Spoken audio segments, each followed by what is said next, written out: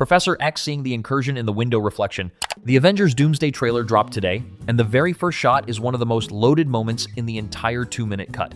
Charles Xavier is inside the X-Mansion. He is standing at a window. He is watching something in the sky. The camera holds on his face for a beat, then the reflection reveals what he is actually looking at. An incursion. The sky is being torn apart. Two universes are colliding. The multiverse is starting to collapse in real time. The detail fans missed on first watch is that the incursion is not shown directly in the trailer. It is only visible in the window reflection. Marvel is quite literally showing you the end of the world through Xavier's eyes. According to leaked plot reports, this shot happens at the end of the opening sequence of the film, which means the movie begins by destroying an entire universe. Dr. Doom's plan is already in motion before the audience even meets the main heroes. Xavier is not just witnessing a threat. He is watching the extinction of an entire reality. The X-Mansion becomes the emotional grounding point of the film because Charles is the first person to fully understand what is happening. His telepathy would let him feel the deaths of every living being in the destroyed universe. The reflection shot is Marvel using cinematography to give you the horror of an incursion without showing you the actual destruction. You see Xavier's expression first, then you see what he sees. It is one of the most effective opening images Marvel has used in years, and it is doing the heavy lifting of setting up the entire film's stakes. The new Avengers Tower's relocated a logo. The trailer gives us our first proper look at the new Avengers Tower, the building that Sam Wilson's team operates out of, the new Avengers headquarters. Everything about the design is deliberately different from the original Stark-era Avengers Tower. The color palette is more institutional, the lines are cleaner, it feels like a corporate government building rather than the flashy Stark Industries penthouse from the Infinity Saga. Then the detail hits. The iconic Avengers A logo has been repositioned. On the original Stark Tower, the A was centered prominently at the top of the building. On the new tower, the A is placed differently, lower, more restrained. The visual choice is intentional. Marvel is quietly separating the new Avengers from the Stark Industries branding that defined the original team for over a decade. Tony Stark is dead. His tower fell in Endgame. Sam Wilson is building something new. The A being repositioned is a statement that the new Avengers are not a continuation of Tony's legacy. They are their own thing. Some fans have argued that the design language of the tower feels like Wilson Fisk's mayor's office aesthetic from Daredevil Born Again. Others have suggested it looks more corporate government than superhero base. Either way, Marvel is signaling a tonal shift. The new Avengers are more accountable, more visible to the public, less rogue billionaire and more official institution. The A being smaller and lower is not a downgrade. It is a rebrand. Sam Wilson's team is here to serve the government that hired them. Tony Stark's team never served anybody. That is the shift the tower is showing you. Doom stopping Stormbreaker with 2 fingers. The trailer's biggest hype moment, Thor charges at Dr. Doom, Stormbreaker in hand, the weapon forged by the dwarves of Nidavellir specifically to kill Thanos. The axe that dropped a god killer during Infinity War, the weapon that has been positioned as the strongest melee weapon in the entire MCU since 2018. Thor swings it at Doom with everything he has. Doom catches it with 2 fingers, no struggle, no effort, he just stops it dead. The visual matches the exact description that CinemaCon attendees gave back in April. It also matches the leaked image from the June 28th wave. Marvel has now shown this moment on official marketing. The implications are massive.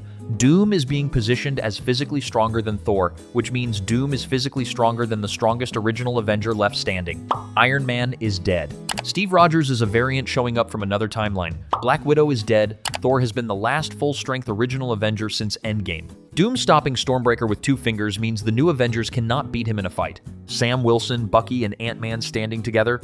The most awkward team-up in the entire trailer. 3 characters standing next to each other who should not be on the same page. Sam Wilson and Bucky Barnes are best friends. They fought together as Falcon and Winter Soldier, but they are running completely separate teams now. Sam leads the new Avengers. Bucky leads the Thunderbolts as a senator. Their teams are technically rivals. Then there is Ant-Man. Scott Lang is not connected to either team. He is being set up as a mentor to the young Avengers in his upcoming projects. The 3 of them standing together in the trailer is Marvel signaling that a bigger threat is forcing former allies who have grown apart to reunite. The most important detail is that Thor is the one uniting them. Chris Hemsworth's Thor is giving a speech to Sam and Bucky and Scott in the scene. He is the one explaining what is coming. He is the one who understands the multiversal threat, which raises the biggest question of the trailer. How does Thor know? He has been off Earth for most of the recent MCU. He was not part of the Multiverse of Madness fallout. He was not in Loki Season 2. he should not have the information he clearly has in this scene. The leading fan theory ties directly to another moment in the trailer. Loki visits Thor. His brother tells him what is happening at the World Tree. Thor becomes the messenger who unites the divided Avengers. The three unlikely allies in this shot are only in the same room because Loki gave Thor the intelligence to bring them there. If you're loving these breakdowns, make sure to subscribe and hit the bell. We've got more coming. Let's keep going. Namor's comic-accurate costume upgrade. Namor returns in the Doomsday trailer wearing a costume that dramatically shifts his visual identity. The Wakanda Forever version of Tenochtitlan's Namor was heavily grounded in the Talokan aesthetic. Green-scale details, feathered headdress, body paint, the look was designed to be Mesoamerican rather than Atlantean. The Doomsday trailer reverses that direction. Namor now wears a costume with dominant blue coloring. The design references his classic Marvel comic book look far more than his Wakanda Forever appearance.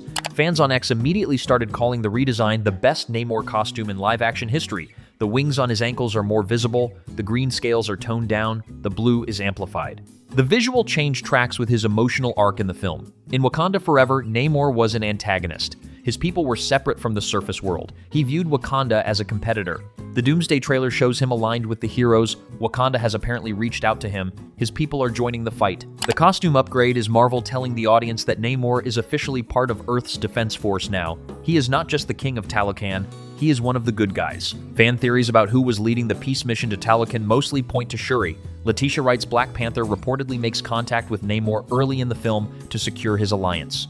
The TVA card in Loki's hand. The shot fans were completely wrong about on first watch. A TVA card is being held on screen. Fans immediately assumed it was Steve Rogers holding it. The hand looked plausible. The framing suggested Steve. Everybody ran with it. Then careful frame-by-frame analysis showed the truth. The TVA card is in Loki's hand, not Steve's. That single correction changes the entire meaning of the shot, and by extension, the entire setup of Steve Rogers returning to the multiverse. The implications are enormous. Loki still has administrative access to TVA resources. Even after becoming the god of stories at the World Tree at the end of Loki Season 2, he apparently retained the ability to issue TVA credentials. He is not just a magical being holding the multiverse together. He is a bureaucrat with clearance. The card is the mechanism for how Steve Rogers gets pulled out of his time travel retirement timeline, not a portal, not a spell, not a Doctor Strange sling ring. A physical TVA card that grants dimensional passage. Loki shows up at Steve and Peggy's home. He presents the card, he explains what is happening, Steve reads it. Then, Steve leaves his timeline. The shot in the trailer is likely the moment right before Loki hands it over, or the moment right after Steve gives it back. Either way, Loki is the reason Steve Rogers is in this film. He recruited him personally. He gave him the credentials to travel back to the main MCU. Loki is not just a background character in Doomsday, he is one of the film's key players. Shang-Chi versus Gambit setup. The Doomsday trailer teases the fight that fans have been anticipating since the CinemaCon descriptions leaked in April. Simu Liu's Shang-Chi taking on Channing Tatum's Gambit. Both characters have appeared in the MCU before. Shang-Chi debuted in his own film in 2021. Gambit made his live-action debut in Deadpool and Wolverine in 2024. Neither character has had a full-featured battle scene against another major hero. The trailer teases their fight through quick flashes, Shang-Chi wielding the 10 rings, Gambit throwing charged playing cards. Both characters use energy-based combat as their primary abilities, which makes them almost perfectly matched. Preview attendees who saw the CinemaCon footage described the fight as one of the most powers-maxed battles in the entire film. Both characters push their abilities to the absolute limit. Shang-Chi's 10 rings glow with energy, Gambit's cards explode with kinetic force. The choreography reportedly showcases both characters at their peak, Steve Rogers proving he's real by lifting Mjolnir. The trailer's final major beat before the Doom Stinger, Steve Rogers lifts Mjolnir, Chris Evans in full Captain America mode, wielding the hammer he first lifted at the end of Endgame in 2019. Fans lost their minds when the trailer dropped, but the shot is not just a callback to the Endgame worthiness moment. It is doing something more specific.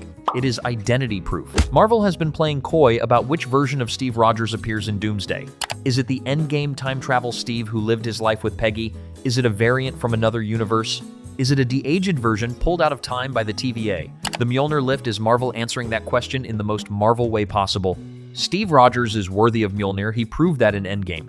If the Steve who shows up in Doomsday can still lift the hammer, that is proof he is the real one. Same Steve, same soul, same worthiness. The hammer does not judge variance, it judges character, and this Steve passes the test, which confirms that the Steve returning to the main MCU is the time travel timeline Steve who lived with Peggy. He is bringing his hammer back with him. That single detail resolves months of fan speculation. It also sets up the 2 Mjolnir plot point from the leaked June 28th image on the Fantastic Four spaceship. The final shot of the trailer following this moment is Thor charging at Doom and Doom stopping Stormbreaker with 2 fingers. Doom is untouchable, Steve is worthy, Doomsday is here.